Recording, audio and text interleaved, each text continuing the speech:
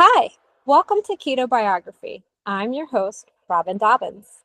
Today we meet a guest who's turned nearly 30 years of keto living into a path for personal freedom, breaking free from cycles of sugar dependence and disordered eating. With a background in teaching and clinical psychology, she's devoted herself to understanding how real healing happens, both physically and emotionally. Now she works as a coach, championing, wow, why did I pick such a hard word? Really liking one-on-one support, gradual change, and the power of community for lifelong wellness. Please welcome Linda Witnov to Keto Biography. Hello and welcome, Linda. Hello, Robin. Hope Oh, you're well today. I'm doing all right. I love how I just totally messed up that intro because I chose a really lovely word, championing. But we're keeping it in there. I don't cut stuff out. We're just going with it. So, well, Good for Linda, you. I am so excited to talk to you. This has been a long time coming, a lot of back and forth, a lot of rescheduling, and um, you're one of the first people to actually reach out and say, "Hey, I have a story and I would love to share it. I think your audience would love it." And I agree. I do think people will love it. So I on purpose don't give away too much in my intro Mhm. because it's your story to tell. I'm just going to turn it over to you. I can't wait to hear more about it. And I promise we'll come back with some questions after you share everything. So welcome again and take it away. Great. Thank you so much, Robin. That's what I want to say to begin with, for this opportunity. And your description of me was really accurate and very like the personal freedom. I mean, I totally love it. It's like you got it. You already got it. So thank you for that. And I so am in line with your mission to have people just tell their stories the way they want to, rather than I have been on another podcast where somebody had, very organized questions, but that has its downside as well as its upside. So I honor what you're doing, everything that you're doing, and maybe I should say that where we met is in the VIP group around Vinny Tortorich, and I'm sure many of your listeners know who Vinny is. So, his name may come up again. Um, so my story. I don't really want to lead with my age, but I sort of have to and want to, because I think I've thought a lot about what your listeners are interested in, guessing, of course, and how my story is different, how my story might impact a particular person, which would be my greatest hope. Um, and so many of the luminaries in our space that we talk about a lot with Vinny and so forth. And I'm pretty much self-taught, so I know, read a lot of these people and listened. And I'm older by about 10 years than people from Vinny's generation. And because of that, I feel like I have a slightly different set of information in some cases. So I will try to highlight some of that because I think it might surprise some of your younger listeners, and or inform them anyway. Um, so I grew up in Los Angeles, kind of a working class family.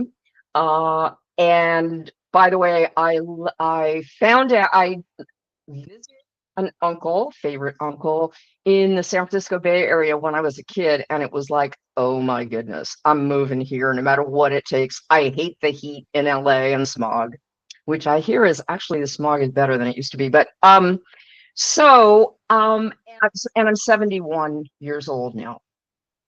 Uh, and I've always been a chronic student and a lifelong learner. So this phase of my life, I retired in 2020, not because of the pandemic, but it was I needed a little surgery on my wrist, and it was a happy accident. I retired from 20 years of teaching high school English. So I'm sort of a late bloomer, I would say, in general, partly because of the story you're going to hear. And anyway, and I'm thrilled now to be doing coaching, as you mentioned.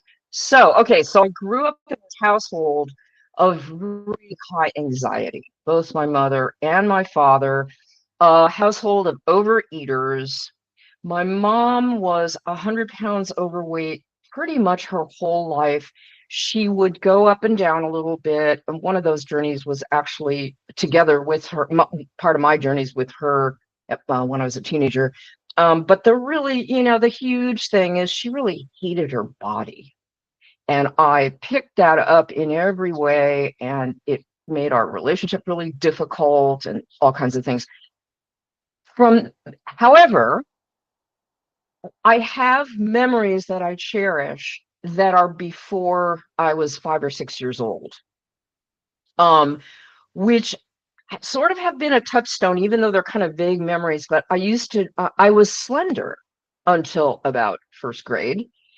And I remember like dancing around the house and being really quite graceful and quite musical. Music is a part of my history here.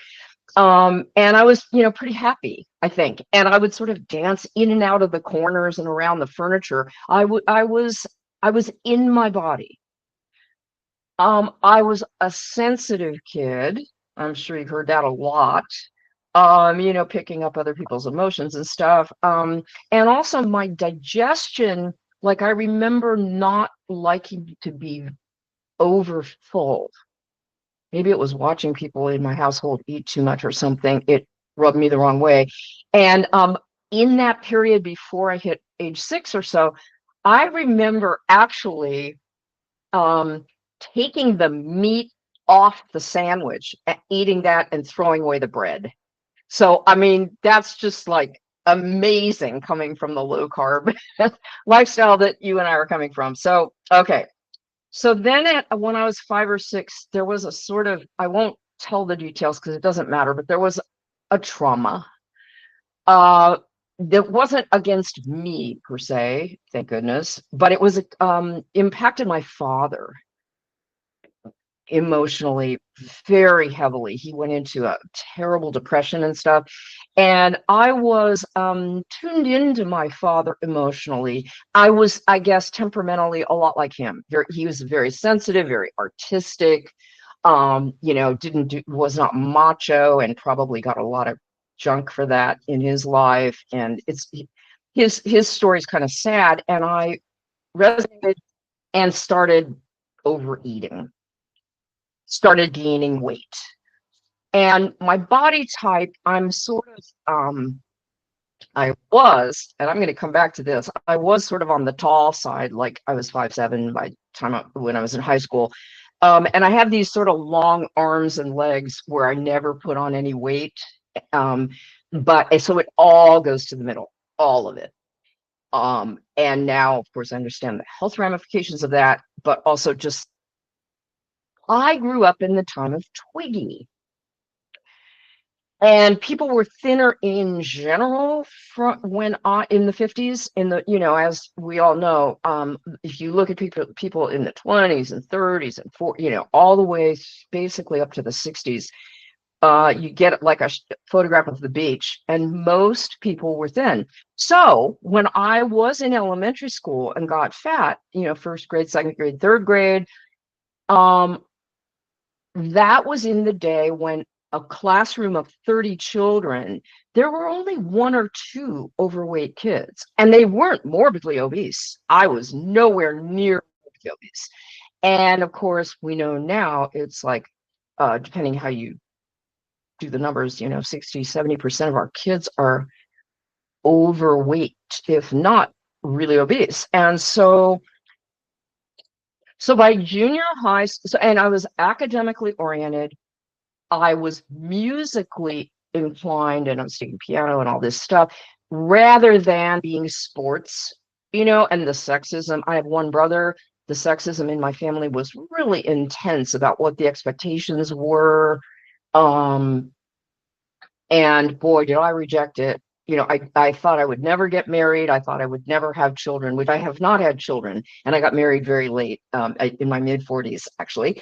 But anyway, so by the time I hit junior high, and I'm suffering so much from being overweight, from the fear of being even more overweight, I had earned the nickname from my fellow kids of blob brain blob, because I had straight A's and stuff, which I was always kind of trying to hide.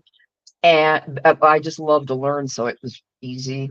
But I was heavy in their eyes, my weight, which, yeah, okay. At about age 14, I went to Weight Watchers with my mom. We did it together. My mom cooked for the whole family, so we sort of ate in a Weight Watcher style. And this is one of the places where I want to share something that I think a lot of younger people don't know, and that is, this is still back in the day. So we're talking about 1968, 1969. I'm in middle school, which used to be called junior high, and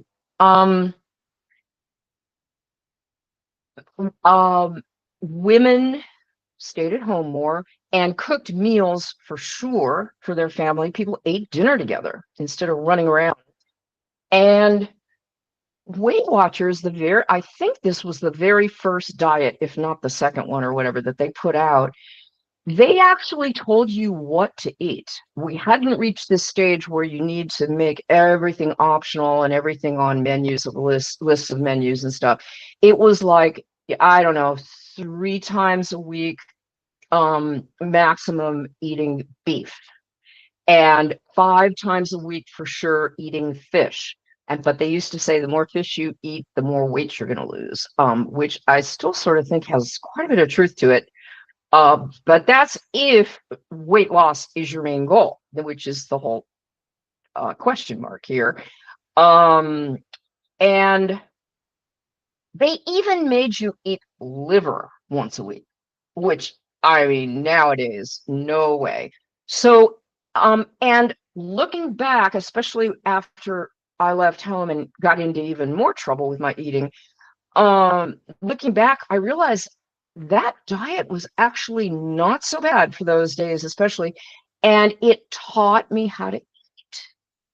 My mom was already pretty good with, serving protein at every meal, but this was, in those days they called this balanced because, yeah, there were carbs on the plate, but it wasn't too bad, compared to the way people eat now of the standard American diet. So anyway, I just wanted to mention that.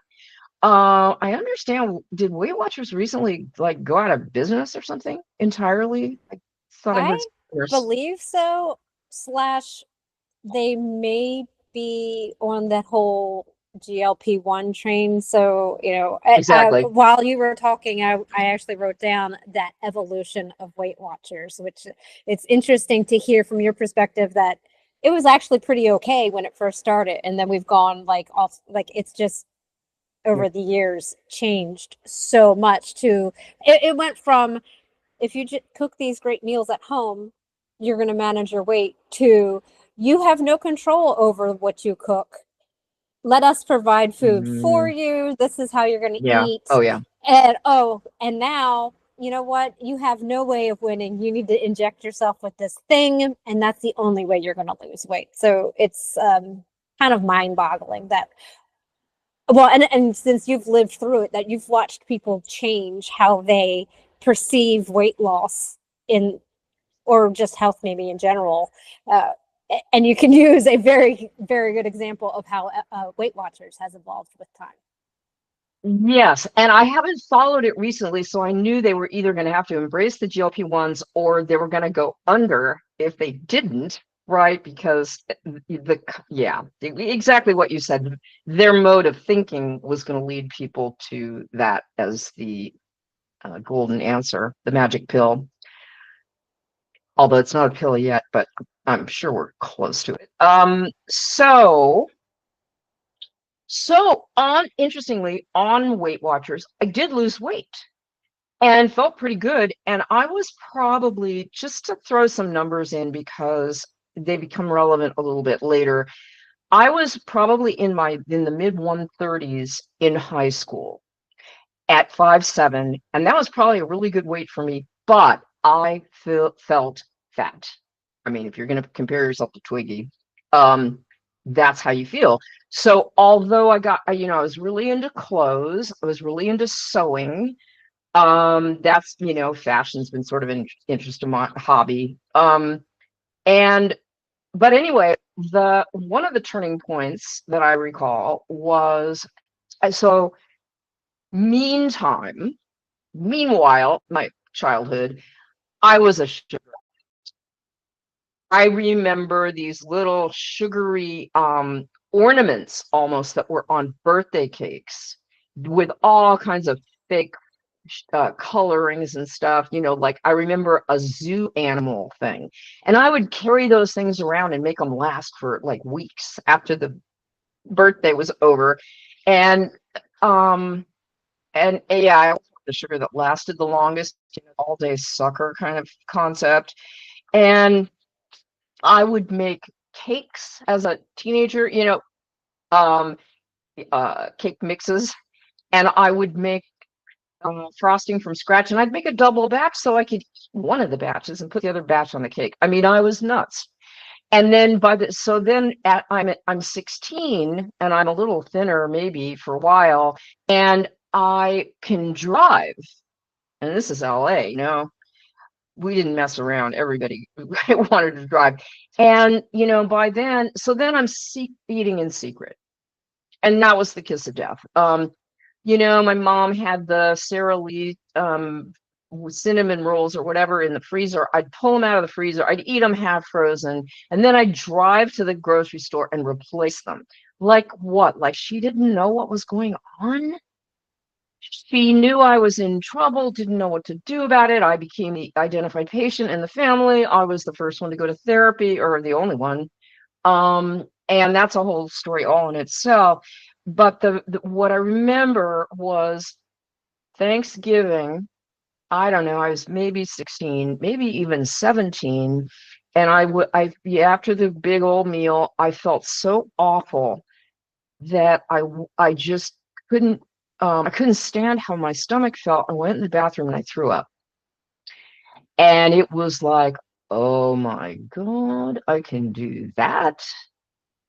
Uh, Nobody had coined the term bulimia. That did not enter the DSM for several decades, actually. Of course, anorexia had been coined, but I didn't become, the restrict, binge, purge. Sorry, I always have trouble saying that. Restrict, binge, purge cycle that I got into that lasted for 20 years. That's my story. I hadn't started that when I was living at home. It was a little much, I think, and it took me a while to, and anyway, so that's partly, I think, why that Thanksgiving event stands out in my mind. Um, Teenage girls were not sharing stories about vomiting and stuff. I mean, it was just not a thing that was happening. I didn't think. Now, I don't know, right? Um, so so then I go off to college. I started at UC Santa Cruz, but very quickly I switched to Berkeley. So I spent a lot of years going to UC Berkeley, and eventually I majored in music, although that's not exactly how I started out. And I was unbelievably disciplined in my study of music. I was studying piano, voice, conducting, mostly choral conducting, and it was like I had a double life, really crazy, like TV level, double secret agent, double life, where I was unbelievably disciplined. Although of course, it all fits together. I was really disciplined during the day. I was a bit of a, I mean, my social life was terrible all throughout this. Never really dated, never enjoyed the kind of typical things that people get out of college. I lived on my own in an apartment after just one quarter, the way they were on the quarter system then, of living in a dorm. And so it was a very strange life. Um, and pretty quickly, like I think I was 19 when I sought out psychotherapy for myself. Like, this is horrible. I need help. And I found someone who at that time was somatic based. It was sort of a hangover from Reichian therapy that was popular after, I think, World War II is when that emerged. Like, get your feelings out, hit pillows. This was still like the 1970s. And that was good for me. That woman, whose first name I'll use, Barbara, was a huge part of my life. I wound up seeing Barbara on and off all the way, on very much on and off, different periods of my life into my early 60s. We say we should have probably written a book together. And also in that time, I got a master's degree in clinical psychology and was on the path to becoming a therapist. That's kind of a story in itself that I won't get into about why that didn't actually happen. But the coaching that I'm doing today is largely informed by all of that work, including and probably most importantly, my own work in psychotherapy, and not just about my eating disorder, but the whole enchilada. Um, so the behavior, the restrict binge purge cycle lasted for 20 years, which is really why I want to tell this story, because the amount of suffering that is out there and still unaddressed is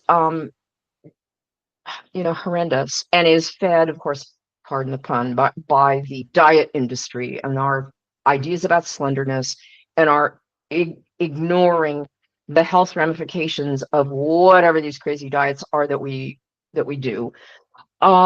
So I wish I could tell you that my story has an aha moment. It didn't.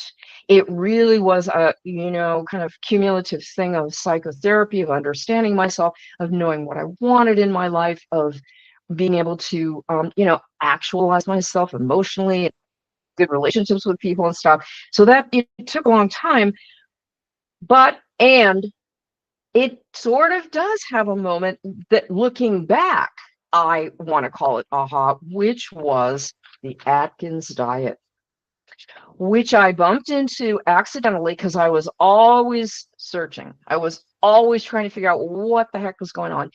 And and the other thing I want to say at the ripe age of 71 years old is that we did not have the science back then for the cause of type diabetes, which is rampant in our culture, obviously, and the average person is being completely hoodwinked about health. The mainstream, I'll just put my very big bias out there, mainstream medicine has not pivoted toward this new science, even though the amount of evidence that's been building since I've been alive and in this messed up eating disorder, it's been piling up and piling up. And I think it's going to take them a long time to pivot, because they're going to have to admit that they've been wrong about huge things. Not most importantly, maybe, but most centrally, the whole saturated fat. If you eat saturated fat, you're going to die of heart disease, and the whole cholesterol myth and that whole thing. Okay. Your listeners probably know all about that. That's another podcast, right?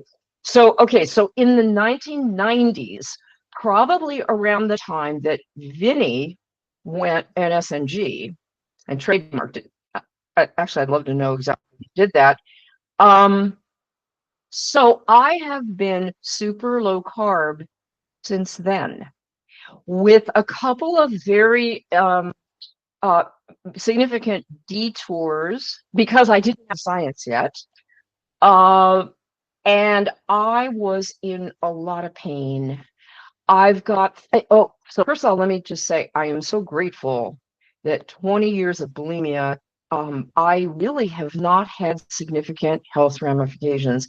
And the more I learned, the more I realized how incredibly lucky I was.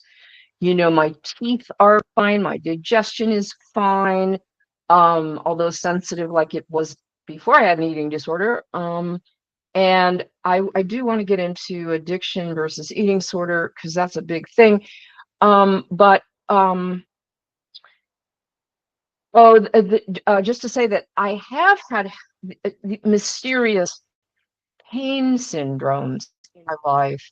I wound up having both of my hips replaced before I was 50 years old.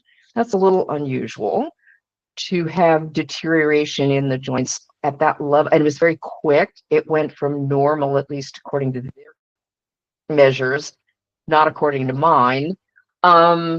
So anyway, that's part of my story. But other musculoskeletal mysterious things, and that is also another whole story in itself. But that led me to continue to experiment with my diet. So I read a book.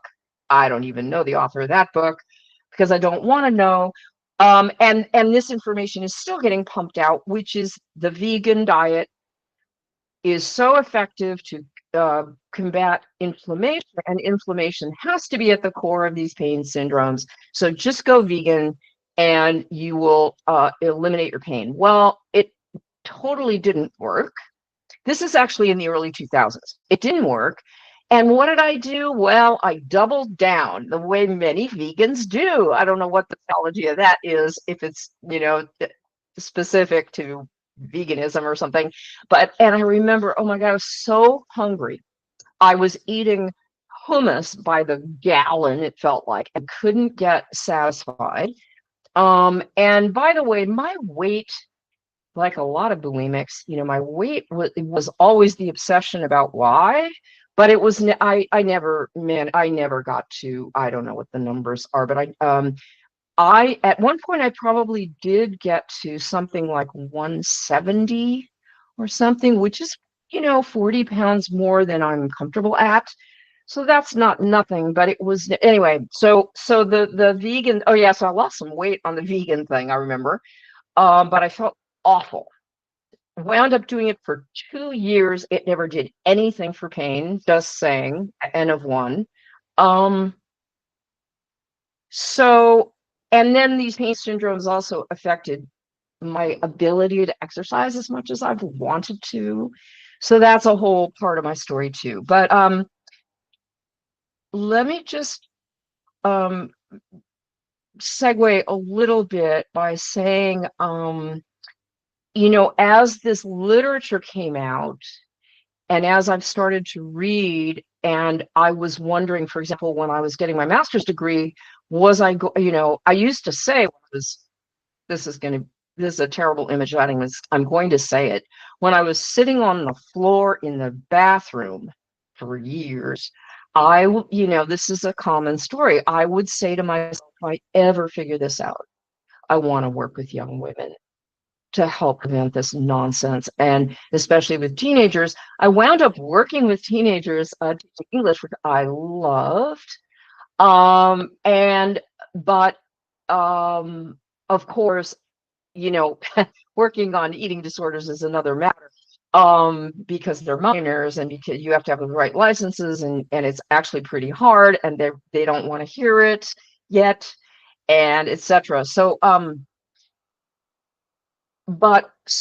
now that I've immersed myself in the science and gone, full circle back to looking at what's happening in the eating disorders world, oh, it's so painful because there is a spectrum. People talk about this in different ways. I see it in my clients. It's one of the first things that I want to try to figure out with and about my clients. And it's not simple, and it's not a one and done. It can change, I believe, over someone's lifetime. It has for me. It does for real, I think, for most people. And that is that there's a continuum from a sort of person who becomes quite addicted to Well, whatever. There's debate about you can become addicted to pretty much any food, but obviously more in the middle of that spectrum are people who become addicted to the super highly processed. They've been engineered to addict us with their bliss point and everything. And so that's even more likely. But just sugar in any form is a drug, is really not good for us at a metabolic level, causes terrible disease. Probably most of the disease that we're facing, if you follow Peter Attia and the Four Horsemen, or the apocalypse, scenario, which I do believe in. And so the eating disorder therapy model does not take into account the issue of the addiction. So it's thou shalt eat 3 Oreos a day. And then the people who never intended for it to be a diet, the intuitive eating people, Triboulet and who's her, and Resch came along and wrote the intuitive eating books. And they were just trying to help people get out of the diet mentality. They were not trying to help people either lose weight or get healthier necessarily.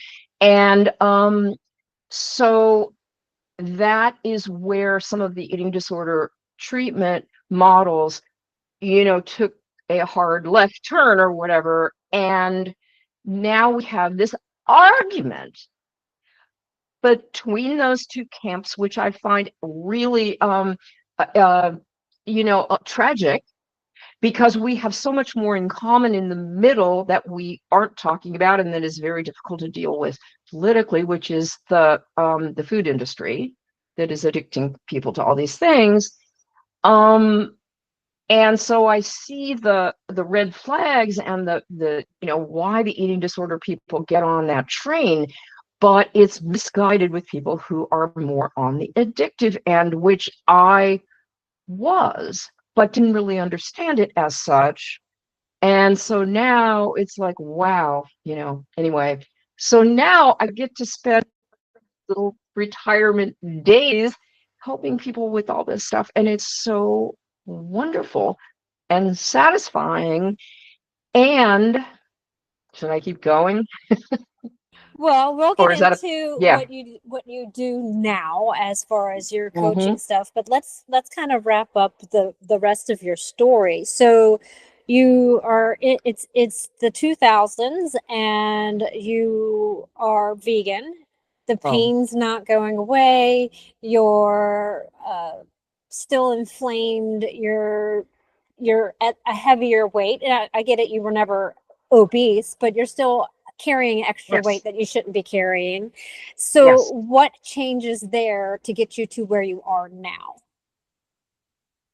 Yeah, well, I returned to Atkins. And when I say Atkins, I'm sort of more or less talking about what he called the induction phase. And by the way, younger people, uh, it hadn't even been called low carb yet as a term. It was a kickstart, in his mind, I believe. And of course, the other thing is I didn't follow this at the time. I'm glad I didn't. But Atkins, shortly after I found it, he was vilified by the medical world. They spend so little time studying nutrition, the budding doctors. And then it turns out they spent a whole lot of time bashing Atkins, so which is really fascinating. So to answer your question, I returned to a lower carb, higher protein way of eating. I didn't yet understand fully the role of fats, and keto hadn't been named either particularly. It came out gradually from primal eating, and I started to be very interested in, wow, yeah, maybe it makes sense to study our ancestors, because we're just a speck on the genetic timeline, and genetics do not change in one generation or two. And it was like, that was a one of the many terrible things I used to feel about myself was I wasn't good at science. So I never, I never like dove in, and I can't get enough of it now. And so, So I returned to in sort of induction level of Atkins, which is 20 grams of carbs or fewer a day. Maybe more like, I wasn't really strict about the counting, although I still have this on my desk.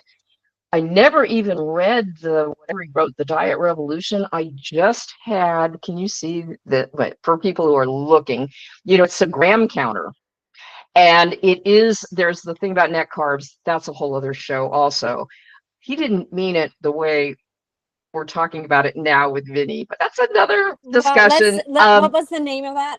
Because we didn't say the name of it since you showed it, and we want Yes, the people who are listening, and just so we know what you yes, held up. yes. It's like a $5 little pamphlet that you can get from Amazon called the Dr. Atkins Carbohydrate Gram Counter.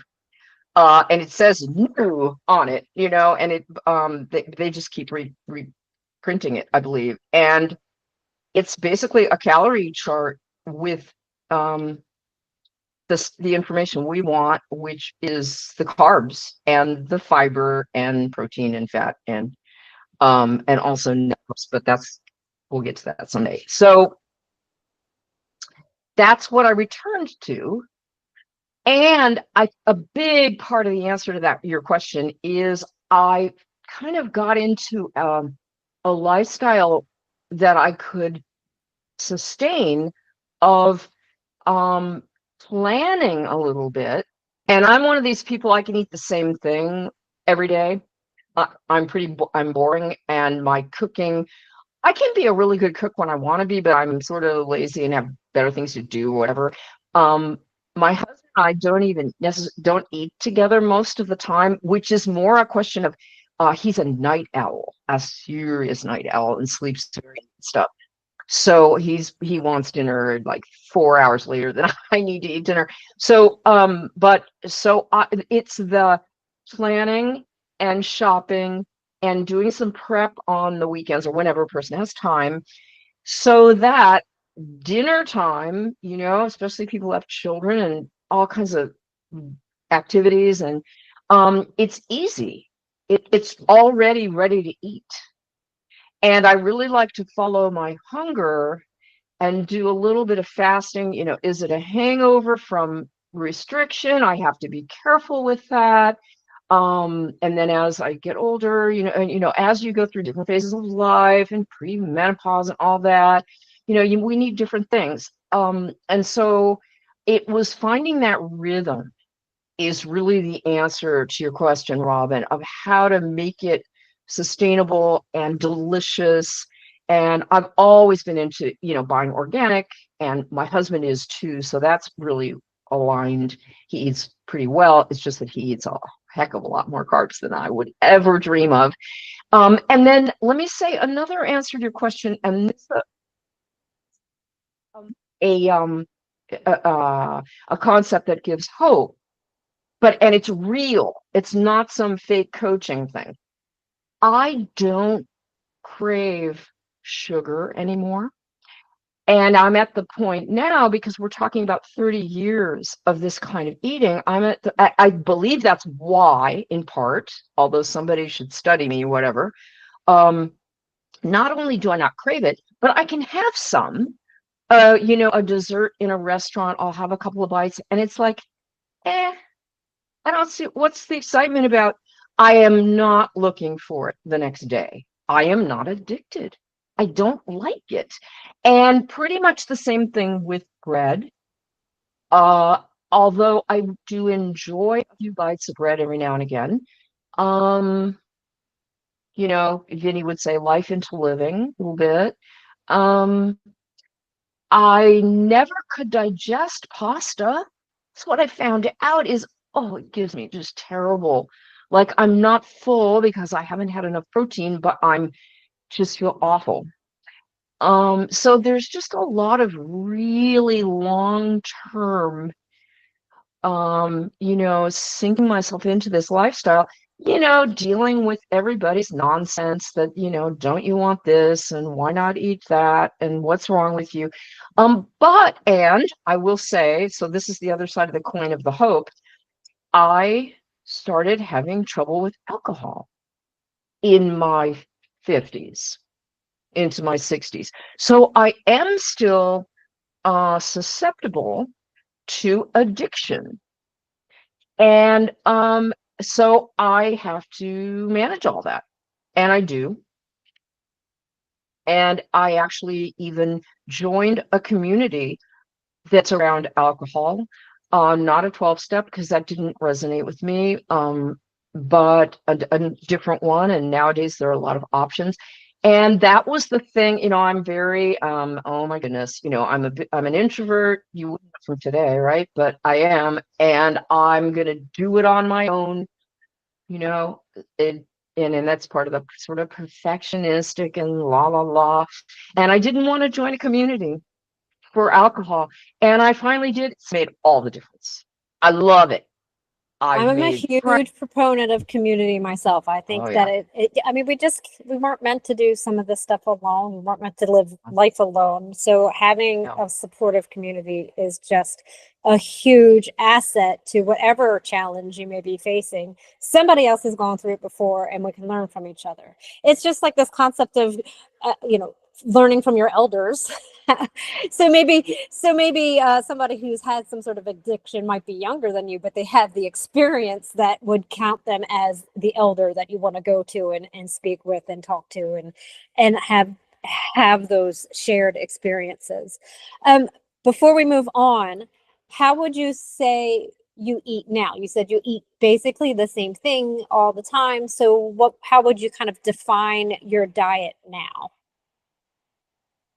Um, it's probably somewhere like 40, maybe 40 grams of carbs or less per day, something like that. I don't track that heavily. I do write down what I eat because it sort of helps me. And it's a lot of it is to try to get in the right ballpark with protein. So that's what I'm looking at. And calories do matter Thank when you, you. yeah.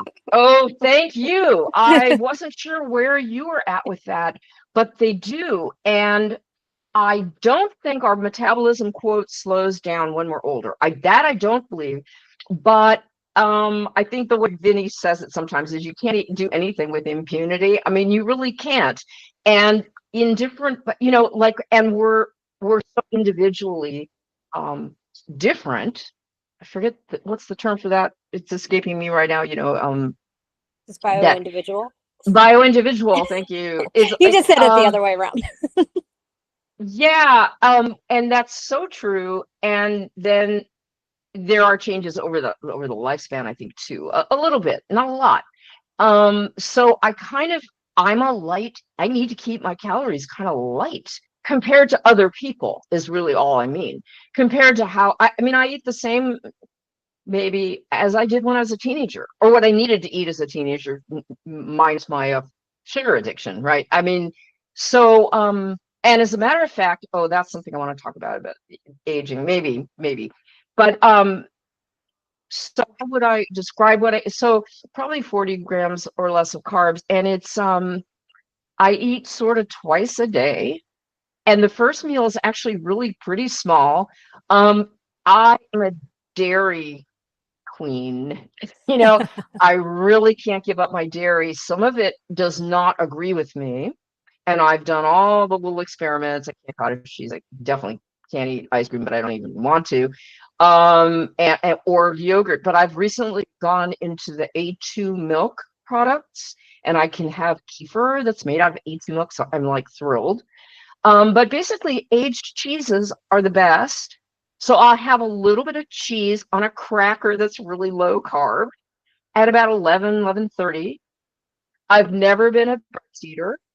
I've experimented with sort of forcing that, and it's like, why? I usually work out in the early, now that I'm retired, my time is my own for sure. So I work out in the morning, have my little cheese at 11:30.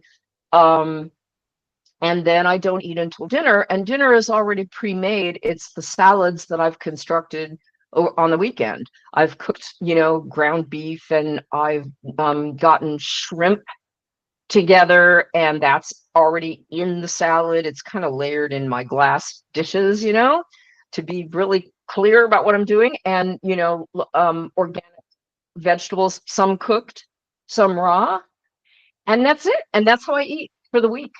And then like once a week, I'll eat with my husband. He's actually a really good cook. He makes salmon like nobody's business. So I have this great salmon and some vegetables that he's put together, organic, depending on time of year. I'll make sort of as an addition to my salads, or maybe sometimes I get into stir fries for a while. I sort of go through phases. But it is more or less the same dinner all week.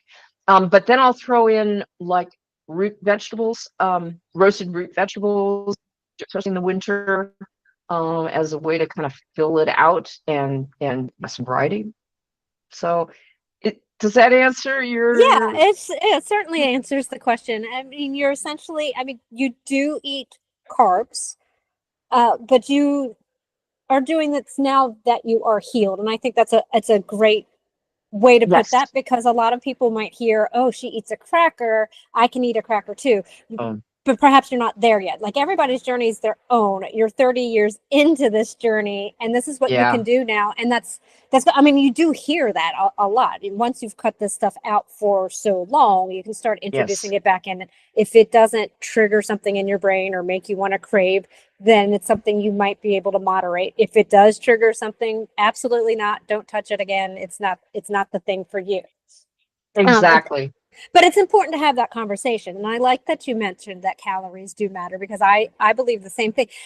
And here's how I always kind of say it too, is that that's our unit of measure. That's what we have. Like, if there was another word for it, we would use another word for it. But that's the word that we have, and we have to use that word, and we have to figure out what our calorie intake needs to be to both fuel just our like normal respiration, the activity of our brain, all of that stuff, everything that our body just does, and the added activity that we put on top of it. And if we're not hitting that mark consistently, body's going to panic. So we just can't allow that to happen. So if you're not sure what those levels are, it is something to track, at least for a little while, until you get used to what you're allowed to do. Again, you can't do everything with impunity. At some point, it's going to either you're going to undereat consistently so much that your body's going to panic and start holding on to everything, or you're going to overeat and you're going to have to store it somewhere. So there is a kind of a sweet spot to know about. So I'm glad that you brought that up. So let's move away a little bit, because we only have like 15 more minutes left. You knew you'd be talking. Y'all, I don't know if you heard it in the story, but she kept saying this is another story for another time. You see, she's just trying to get in again. That's how the people are sometimes. They just try to keep coming back now. But I feel like one major thing that you didn't talk about is kind of where that bulimia or that addiction, or if they are kind of one and the same, or at least they've rolled around together in your brain. When did that stop? When did those urges and desires go away? Yeah, that's a really tough question to answer, because it was gradual. They became less frequent.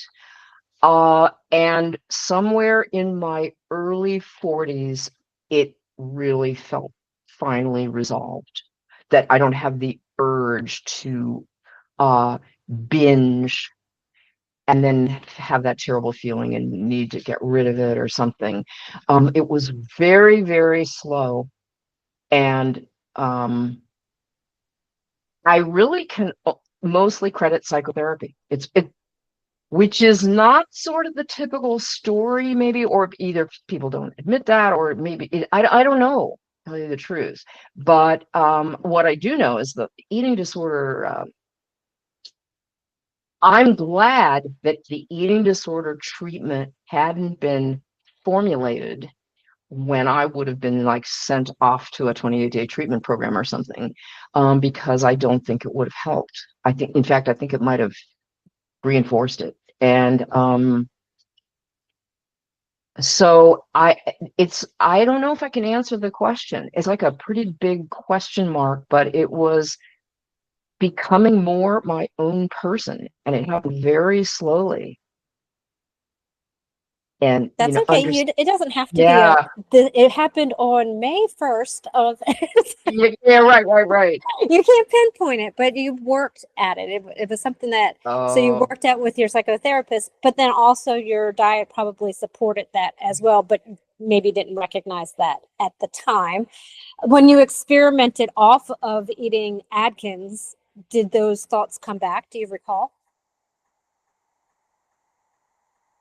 uh, are are you specifically talking about this vegan thing that I did for a Yeah, while, sure. or yeah, or whatever? Um,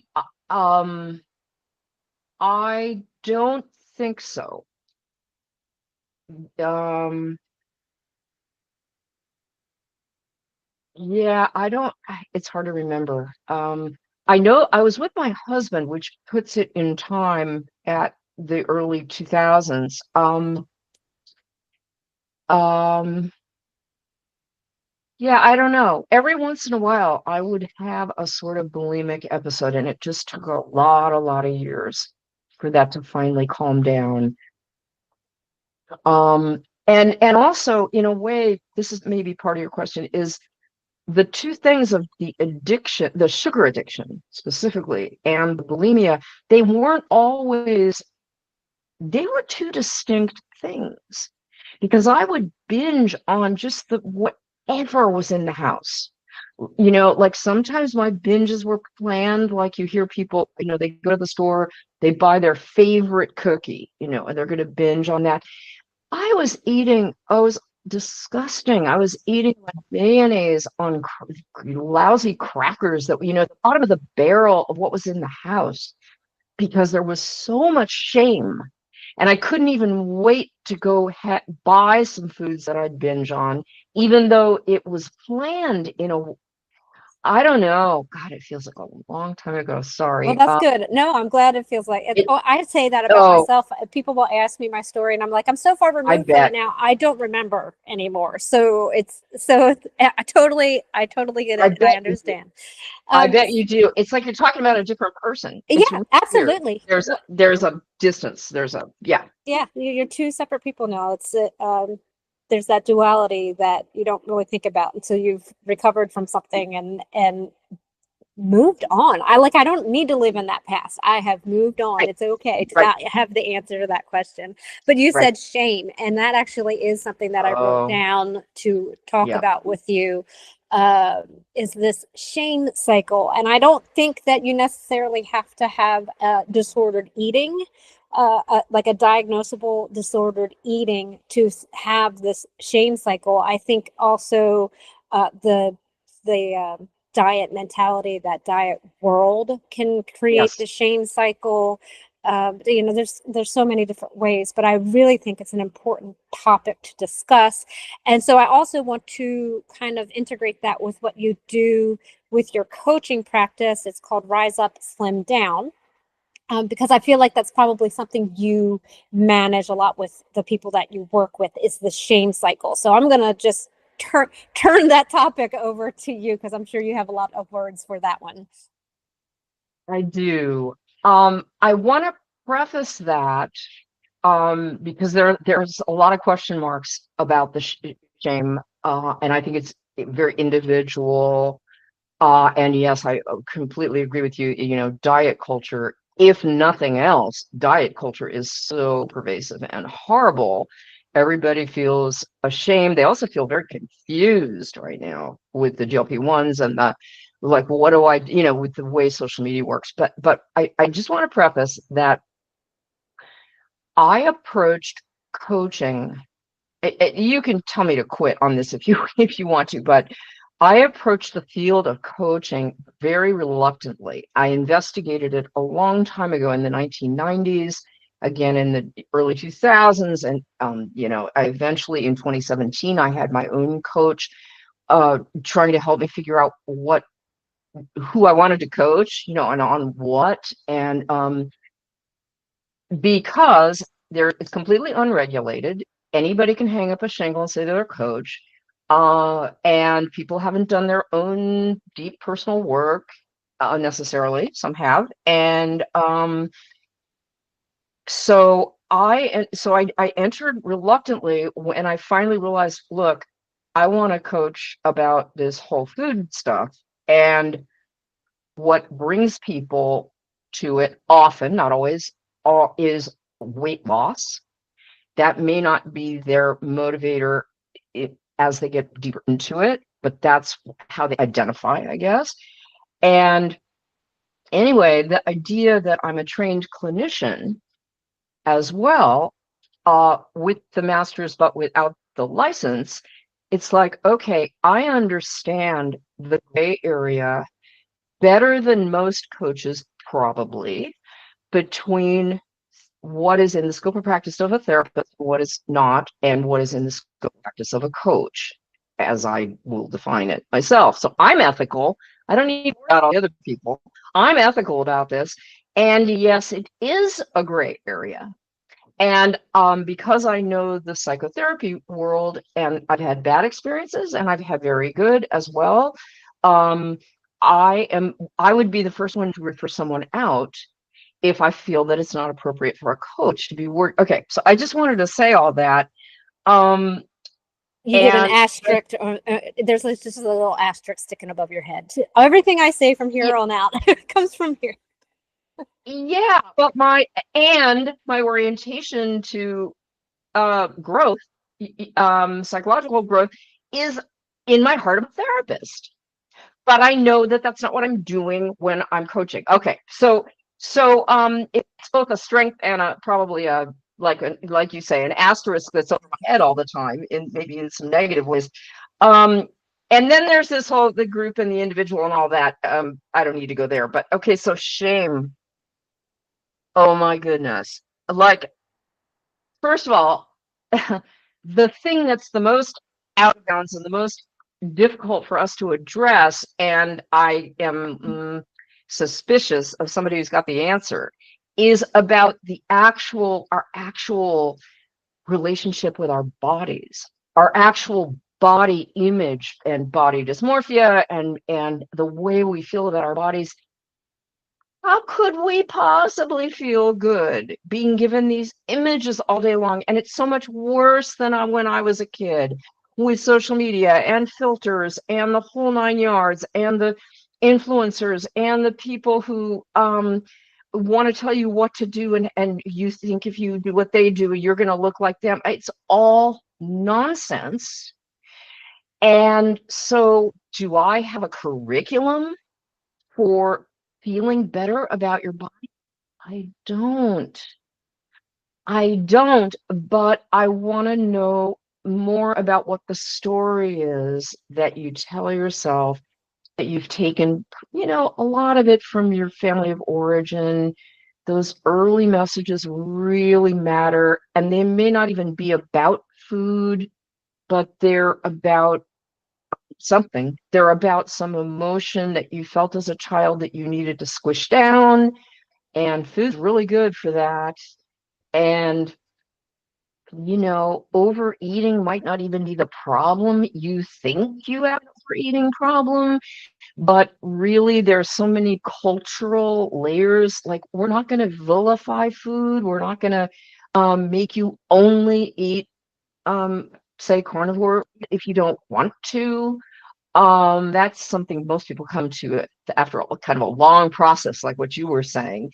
And so I don't know how I work with shame. What I know is that I am trying to understand all the things that someone's telling themselves about their eating and their food and their health, because we all come. So, for example, you, Robin, knowing your story, you're very different, coming with a catalog of symptoms, a life that was just like intolerable because of a health issue that wasn't correctly diagnosed and treated. And so that was your motivation. Someone else's motivation, they might be in pretty good health now, and not be terribly worried about what their health is going to be in 30 years. So it's not for that reason, but it's to lose weight or to become more in their bodies or to stop having, lightweight stomach aches, or, everybody's usually got some complaint they're trying to address, but it can be pretty minor. Um, Oh man, I went way off your question about shame because it's so layered It is. into, it's not like getting off of a drug where you pretty much, if you can go cold turkey, you then see what's in front of you that needs to be worked on, what the shame is about, and so forth. We don't go to cold turkey. We need to eat. We need to nourish ourselves. So because of that, I think extra layer of complexity with food. And by the way, a lot of drug addicts or alcohol addicted people, um, persons who are addicted, put it that way, um, they get way into food when they're coming off of their drug. That's a whole complicated subset of people that aren't being helped. I mean, AA meetings are famous for having the donuts in the corner and all that, Right, right. or cigarettes, or coffee at midnight and stuff. It's like, so it's somewhere in there is the shame, and of course, I would be remiss to not say women. Women are plagued with this on levels that are so different than men. Although for men, it's getting worse, not better, because of, well, in a word, social media, in my opinion. But, I think for that a men lot of, probably have these issues. They're just less inclined to talk about them. So the one thing that yes, does help a female is that she's talking at least to some confidant about what's going on. But then you do add that layer, like what you talked about with yourself, is hiding. Going in secret and mhm. eating in secret, and then going and replacing, or that's a pattern that a lot of people face, and it's really hard to stop that. Do you have a suggestion for that for anybody who's kind of stuck? I guess that's considered part of the addiction process of food.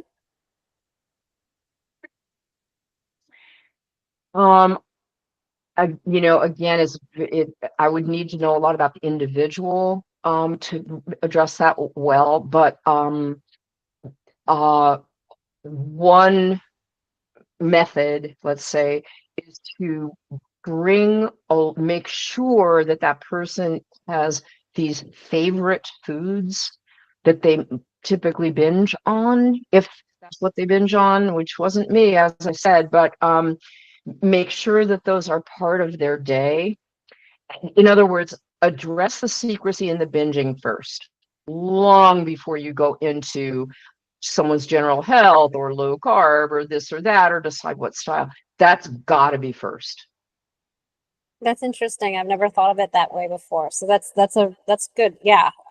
Kind of confront your demons, maybe, like And while recognize mhm. that you have that, so that you know how, when that comes up, that don't put it in the secret. Like, you have to say it out loud. You have to tell somebody about it. It's there, and perhaps you still have tried to do it, but you have to have that one person to talk to about it so that you can work through it. Otherwise, it's just going to continue.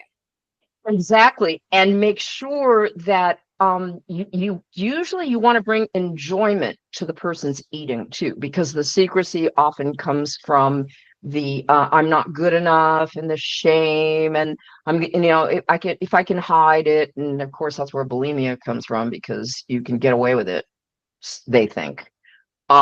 We think. So yeah, yeah. But the talking to the one person, you're absolutely right. And that's where it is more difficult for men.